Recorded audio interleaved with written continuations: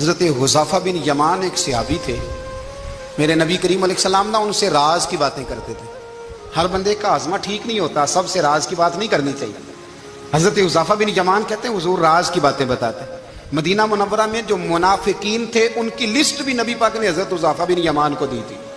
جب کوئی مشکوک آدمی مر جاتا نا تو صحابہ کہتے ہیں ہم دیکھتے اگر حضرت حذیفہ نے جنازہ پڑھا ہے تو ہم بھی جنازہ پڑھ لیتے۔ نبی پاک نے بھی کچھ جنازے نہیں پڑھے، ترمذی میں ہے، فرمایا عثمان سے جو بغض رکھے اس کا جنازہ نہیں پڑھیں گے۔ حضرت حذیفہ بن یمان اگر جنازہ پڑھتے تو لوگ پڑھتے، وہ نہ پڑھتے تو لوگ جنازہ نہ پڑھتے۔ حضرت حذیفہ بن یمان کہتے ہیں جناب عمر فاروق کی خلافت کے آخری ایام تھے، کچھ دنوں کے بعد وہ شہید ہو گئے۔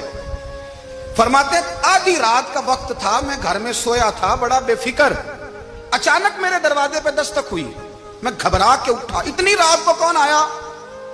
کہتے ہیں قربان جاؤں، دروازے پہ گیا تو امیر المومنین فاروق اعظم دروازے پہ۔ میں نے کہا عمر کوئی حکم تھا تو مجھے بلا لیتے۔ کہنے لگے میں نا امیر بن کے نہیں آیا، تیرا ویر بن کے آیا ہوں۔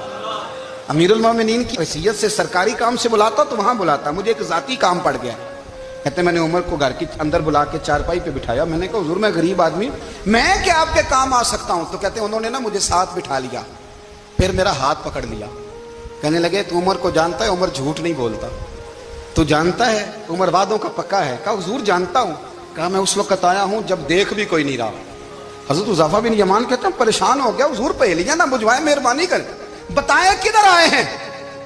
حضرت عمر فاروق فرمانے لگے 62 سال کا ہو گیا ہوں، 63 میں چل رہا ہے، داڑھی سفید ہو گئی ہے، پھل پک گیا، اٹھ فریدہ ستیا، داڑھی آ گئی پور، اگا نیڑے آ گئی، پیچھا رہ گئی دور، اب قبر اشر کا معاملہ صاف نظر آنے لگا ہے۔ کہا حضور مجھ سے کیا چاہتے ہیں؟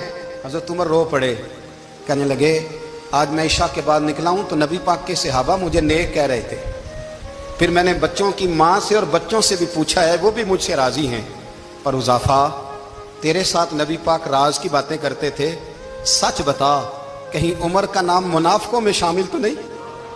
سچ بتا ان منافقین میں تو شامل نہیں، کہیں اوپر سے تو نہیں سارا کچھ؟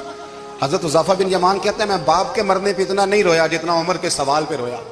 میں قدموں میں بیٹھ گیا، میں نے کہا نہیں عمر یہ تو میں نے نہیں سنا، لیکن یہ میں نے نبی پاک سے ضرور سنا ہے کہ میرے بعد اگر کوئی نبی ہوتا تو عمر ابن خطاب ہوتا۔ یہ میں نے اپنے کانوں سے سنا ہے کہ عمر جس گلی سے گزرے شیطان راستہ بدل جاتا ہے۔ یہ میں نے اپنے کانوں سے سنا ہے کہ 950 سال حضرت جبریل جناب عمر کی شان بیان کرے تو پھر بھی بیان نہیں ہو سکتا۔ یہ میں نے ضرور سنا۔